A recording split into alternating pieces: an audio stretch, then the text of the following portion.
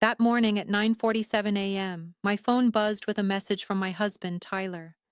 Happy anniversary, babe. Stuck at work, but I can't wait to celebrate tonight. Love you. A familiar flutter warmed my chest, a hopeful spark that maybe, after months of cold distance, we were finally going to be okay.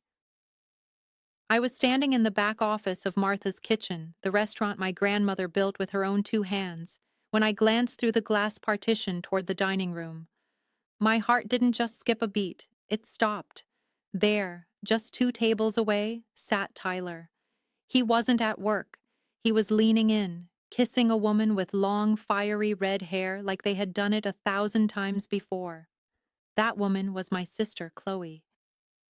Before I could storm out, a firm hand gripped my shoulder. It was Detective Natalie Cooper, a longtime friend. She whispered, "Wait, Emily. Something bigger hasn't even begun yet. If you move now, you lose everything. This is a story of a legacy nearly stolen and a betrayal so deep it turned into a quest for justice. If this story touches your heart, please let me know in the comments. Where are you watching from? Your city, your country? I'd love to connect with you. And before we dive into the chilling truth, please subscribe to the channel to support more stories of resilience and truth.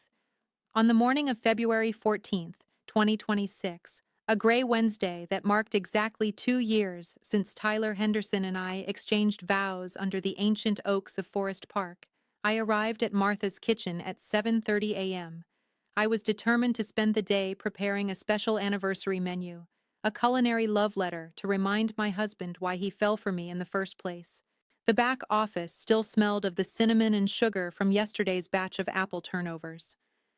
Through the glass partition that separated my workspace from the dining room, I watched the morning light filter through the large front windows overlooking the quiet Portland street. I had chosen a saffron risotto with wild morels for tonight, Tyler's favorite dish, the one I made for him on our very first date 5 years ago. I was halfway through my prep when my phone buzzed against the flour-dusted counter at exactly 9:47 a.m. The screen lit up with a text from Tyler. "Happy anniversary, babe. I'm stuck at work. Can't wait to celebrate tonight. Love you." For a fleeting second, I felt that familiar flutter, that stupid, hopeful feeling that maybe we were going to be okay after months of unexplained tension and the cold distance that had crept between us. I reached for my phone to reply, but a flash of navy blue fabric in the dining room caught my eye. My brain couldn't process the image fast enough. I looked up, and there, sitting at a corner table less than 30 feet away, was Tyler. He was in my restaurant, the place he claimed he was avoiding because he was stuck at work. He wore the navy blue jacket I'd bought him for Christmas, and he was leaning back with a casual confidence I hadn't seen in months. But he wasn't alone. Sitting across from him was a woman with long, glossy red hair. It was Chloe, my younger sister, the one I had practically raised after our mother passed. As I watched, frozen behind the glass, Chloe stood up, draped her arms around his neck, and kissed him. It wasn't a sisterly peck. It was a deep, lingering kiss that spoke of 1,000 secret meetings. My phone slipped from my hand, clattering onto the wooden desk, the screen still glowing with his lie about being at work. Time seemed to collapse. My heart hammered against my ribs like a trapped bird.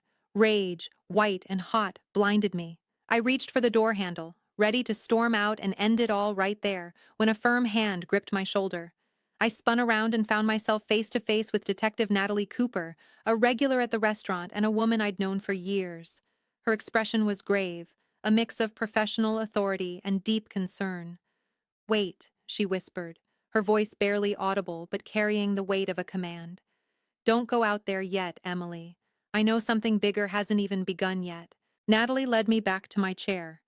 She had been sitting at the bar for 20 minutes. She had seen them come in, seen the kiss, and then saw my face through the glass. "Emily, look at me," she said. "If you confront him now, emotional and unprepared, he'll gaslight you. He'll make you look unstable. You need evidence. Men who are bold enough to cheat in their wife's own restaurant are usually capable of much worse." She was right. My mind flashed back to the last 3 months. The constant nausea, the crushing exhaustion, the stomach cramps that hit me every morning like clockwork after my first cup of coffee. I had seen 3 doctors. They found nothing but stress. Go home, Natalie ordered. Go home while he thinks you're still here working. Look through his office. Search his computer. Find the truth before he knows you're looking for it. I stumbled out the back door, the cold February drizzle hitting my face. The drive to our house usually took 15 minutes. I made it in 8. I let myself into the silence of our home, a place that suddenly felt like a crime scene. I went straight to Tyler's home office. He always kept it locked, but I knew where the spare key was hidden in a hollowed-out book. The door creaked open. On his desk lay a stack of papers that made my blood run cold. At the very top was a petition for dissolution of marriage, already filled out with Tyler's signature. Beneath it was a business valuation report for Martha's Kitchen, appraised at $2.8 million. But it was the email printed at the bottom of the stack that truly shattered me. It was from a man named Julian Vance. Tyler, we're ready to close as soon as you secure the power of attorney. The $2.8 million offer stands. Make sure she's weak enough to sign before the deadline. The red-haired contact is on board to help with the emotional angle. My sister, my husband. They weren't just breaking my heart. They were trying to erase me. February 15th, 2026. 6:30 a.m.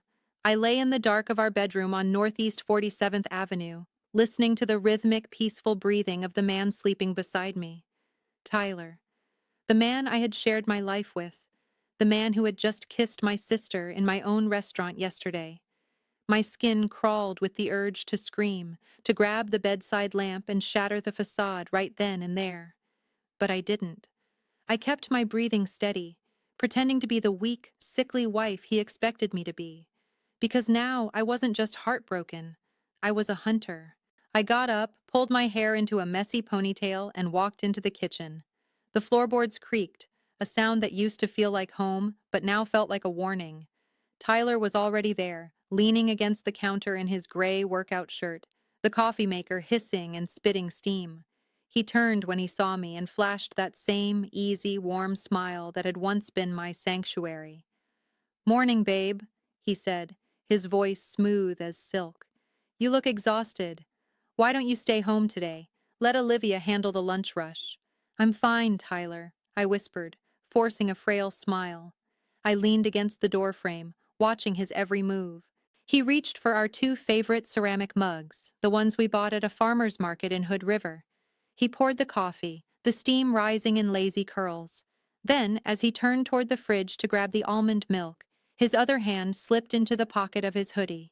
It was a movement that took less than 3 seconds. If I hadn't been looking for it, I would have missed it.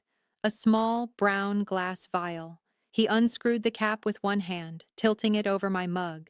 A few clear drops disappeared into the dark liquid. He screwed the cap back on, slipped the vial away, and turned back with the almond milk as if he were simply adding a splash of cream. "Here you go," he said, handing me the mug. "Extra almond milk, just how you like it." I took the mug, my fingers brushing his. His skin felt like ice. I brought the cup to my lips, pretending to take a long sip, but I only let the liquid touch the very edge of my mouth. Underneath the rich aroma of the roast, there was something else, a faint, chemical sharpness. Tyler watched me over the rim of his own cup, his eyes searching my face for the familiar signs of distress. "Perfect," I lied, my voice steady. For 3 months, this had been our ritual. Every morning he poisoned me. Not enough to kill me, but just enough to keep me in a state of chronic nausea, exhaustion, and brain fog. Just enough to make me weak enough to sign, as Julian Vance's email had phrased it. They wanted me too broken to fight when they stripped me of Martha's kitchen. The second Tyler's car pulled out of the driveway, I moved. I grabbed a small spice jar, poured my coffee into it, and sealed it tight. I tucked it into my purse and drove straight to Providence Medical Lab. An hour later, I was sitting in a sterile exam room with Dr. Megan Foster. I set the jar on the desk between us. "I need this tested," I said, my voice trembling for the first time. "And I need a full toxicology screen on my blood." Dr. Foster looked at the murky liquid, then at me. "Emily, what's going on?" I think my husband is making me sick, I said. 3 days later, the call came. Dr. Foster's voice was grave. Emily, we found high concentrations of ipecac syrup in the coffee sample. It's an emetic used to induce vomiting in emergencies. Used daily, it causes severe dehydration, electrolyte imbalance, and muscle weakness. It's consistent with every symptom you've described. The confirmation hit me like a physical blow. It wasn't just an affair, it was an assault. That night, unable to sleep, I went to my grandmother's old house, the one she had left to me along with the restaurant. I sat in her bedroom, the air still smelling of her lavender perfume. I reached for her old leather-bound recipe journal, seeking some kind of comfort from the woman who had been my rock. As I cradled the worn book, the leather on the inside cover caught on my sleeve. I heard a soft tear. I looked closer and noticed the lining was loose. I peeled it back, and my heart stopped. Tucked into a hidden pocket were 3 folded pages. The first was a letter in Grandma Martha's elegant, slanted script. My dearest Emily, I always knew that Martha's kitchen would attract those who value gold over heart. If you are reading this, someone is trying to take it from you. Do not let them. There is a trust fund, $850,000, held in your name. Use it to fight. Use it to protect our legacy. The second page was the certificate for the Martha Miller Trust. The third was a business card for Robert Sterling, an attorney I had known since childhood. I sat on the edge of the bed and cried, not for Tyler, but for the fierce, protective love of a woman who was still looking out for me from the grave. I wasn't the weak, sick wife Tyler thought I was. I was Martha Miller's granddaughter, and I was about to show him exactly what that meant. The trap is set, a recipe for reckoning. By Monday, October 28th, the autumn air in Portland had turned sharp, carrying the scent of damp earth and wood smoke. To the world, I was still the fragile Emily Miller, pale and retreating. But beneath the surface, my blood was huming with a cold, electric clarity. For 7 months, I had played the role of the victim. Today, the curtain was coming down. I stood in the center of Martha's kitchen at 3:00 p.m., the restaurant closed to the public but alive with the ghosts of my family's past. I had spent the morning installing the final pieces of my defense. A tiny, high-definition camera hidden inside a vintage clock on the mantel, another tucked within a floral arrangement at the center of the head table. But the most important tool was the one in my pocket. My thumb brushed the screen of my phone, where a specialized app was open. It controlled a remote, motorized shutoff valve I had secretly installed on the main gas line behind the industrial stoves. 3 days ago, I had caught Shane Wallace, the contractor Tyler hired, sneaking into the basement. I didn't stop him. I watched the monitor as he loosened the valve, just enough for a slow, silent leak to fill the kitchen by 8:00 p.m. Tyler's plan was a masterpiece of cruelty, a tragic accident on our anniversary. A spark from the stove, a gas-filled room, and I would be gone, leaving him to inherit the $2.8 million legacy. But the gas was now under my control. One tap on my phone, and the line was dead. No explosion, no tragedy, only the truth. I moved to the chalkboard in the dining room and began to write tonight's menu in my grandmother's careful script. 7 courses, 7 sins, bitter roots, a dark concentrated coffee reduction, the poison, the paper trail, a deconstructed salad served over a photocopy of the forged sale contract, the fraud, hollow promises, pan-seared salmon with a lemon butter sauce, paired with the vasectomy records Tyler thought were buried, the lies. The sister's kiss, spicy chili-infused chocolate, the betrayal, the hidden spark, a smoked ribeye, served under a glass dome filled with trapped vapor, the murder plot, legacy's end, a bitter almond tart, the greed, the reckoning, a single pure white mint, justice. At 7:45 p.m., the guests began to arrive. I had invited them all. Tyler's mother, Susan, who still thought her son was a saint, my best friend, Jenny, and, of course, the guests of honor.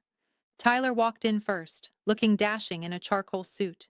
He swept me into his arms, his kiss on my temple feeling like the mark of Judas. "You look beautiful, Emily," he whispered. "Tonight is going to be unforgettable." "More than you know," I replied, my voice a soft, dangerous silk. Then came Chloe, my sister.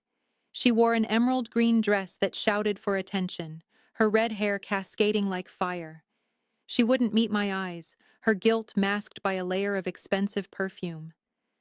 Finally, Julian Vance arrived, looking like the vulture he was, his eyes already scanning the room as if he were measuring the floor space for his own profit.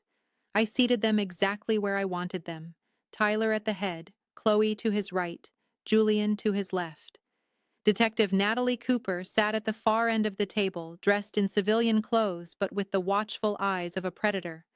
Attorney Robert Sterling sat beside her, his briefcase containing the legal warrants that would soon strip Tyler of his freedom. As the first course was served, the room was filled with the sounds of polite laughter and clinking silverware. I stood at the head of the table, the candlelight dancing in my eyes. "Thank you all for being here," I began, my voice carrying to every corner of the room. "Tonight is about legacy. It's about the things we inherit and the things we choose to steal. My grandmother Martha taught me that a kitchen is a place of truth. You can't hide a bad ingredient for long. Eventually, the bitterness rises to the surface." I saw Tyler's smile falter. He glanced toward the kitchen door, likely wondering why the smell of gas hadn't reached him yet. He checked his watch. 8:05 p.m. According to his plan, the room should have been a ticking time bomb. I reached into my pocket and pulled out my phone. I didn't look at it. I just pressed the button. The motorized valve clicked shut with a sound only I could hear. The accident was officially canceled. "Tonight," I continued, my gaze locking onto Tyler's, "I'm going to share a story with you. A story about a man who thought his wife was too weak to see. A man who thought he could poison a woman's body and soul to take what wasn't his." The laughter died. The silence that followed was heavy, suffocating. Tyler tried to stand, but Robert Sterling placed a firm hand on his shoulder. "Sit down, Tyler," Robert said, his voice as cold as a gavel. "The main course is just being served." I signaled to Olivia, who walked out not with food, but with a stack of manila folders. I placed one in front of every guest. "Welcome to the reckoning," I whispered. The dining room of Martha's kitchen was frozen in a state of suspended animation. The air was thick, not with the lethal gas Tyler had planned, but with a tension so heavy it felt difficult to breathe.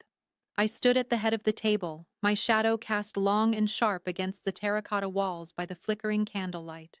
"Open the folders," I said. My voice wasn't loud, but it cut through the silence like a chef's knife.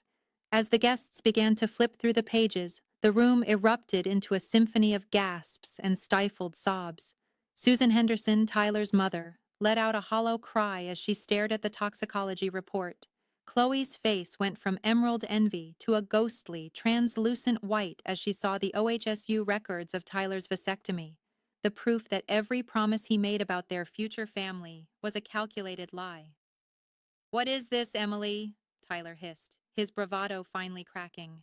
He tried to shove the chair back, but Detective Natalie Cooper was already standing behind him, her badge catching the light. "It's the truth, Tyler," I replied. "The truth you thought you could bury in a cup of coffee and a staged accident." I turned to the wall and clicked a remote. The projector whirred to life, illuminating a grainy black and white video. It was the footage from Tyler's home office. The room watched in horrific silence as Tyler leaned back in his chair, his voice clear as a bell. "I need you to loosen the valve just enough for a slow leak. I'll make sure she's there alone. It has to look like an accident." "That's not me. That's a deep fake," Tyler shouted, his eyes darting toward the door. "The digital forensics team at the precinct would disagree," Natalie said calmly. She stepped forward, the metallic clink of handcuffs echoing through the dining room. "Tyler Henderson, you are under arrest for attempted murder, conspiracy to commit fraud, and felony poisoning." Julian Vance tried to slip away toward the back exit, but attorney Robert Sterling blocked his path with a grim smile.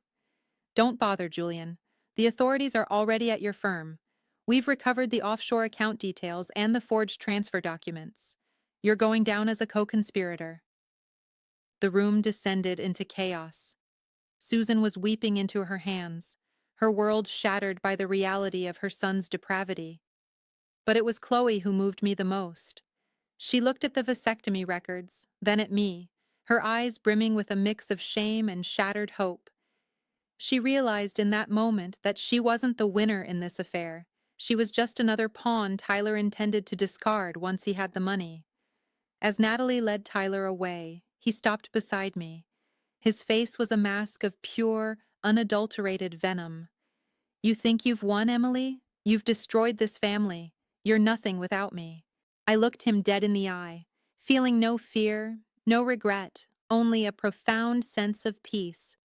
"No, Tyler, I'm finally myself again. And you? You're just a man who underestimated the woman who loved him." Once the police cruisers had pulled away, their sirens fading into the Portland night, the restaurant became quiet once more. Only the family remained. I walked over to the chalkboard and erased the menu I had written. "It's over," I told them. "Martha's Kitchen is safe. I am safe." 6 months later. The morning sun reflected off the pristine glass windows of the newly renovated restaurant. I stood at the counter, the smell of fresh rosemary and roasted garlic filling the air. Business was thriving, but the restaurant wasn't just a place to eat anymore. With the $850,000 from Grandma Martha's trust and the restitution from the court, I had established the Martha Miller Heritage Fund. We had already helped 4 local women escape abusive situations and start their own culinary businesses. I looked at the mural on the back wall, a portrait of Grandma Martha, her hands covered in flour, her eyes full of the same fire I felt in my own soul. She had known that love could be a weapon, but she also knew that truth was the ultimate shield. Chloe had moved to another state to start over, sending a letter every month that I wasn't yet ready to open. Susan and I had found a fragile peace, bonded by the shared grief of the man Tyler chose to be. I walked to the front door and flipped the sign to open. As the first customer walked in, I felt a familiar warmth in my chest. It wasn't the flutter of a false hope, but the steady beat of a life reclaimed. Betrayal can break a heart, but it can also forge a survivor. And as I looked around the room my grandmother built, I knew that the Miller legacy was finally, truly, in good hands. Emily's journey proves that while betrayal can shatter your world, truth and resilience provide the ultimate blueprint for rebuilding. This story serves as a powerful reminder. Never ignore your intuition, for it is often the voice of your strength. If Emily's courage inspired you, please like this video and subscribe to join our community of survivors. We want to hear from you. Share your thoughts on justice and resilience in the comments below. Thank you so much for watching until the very end. Stay strong, stay vigilant, and we'll see you in the next story.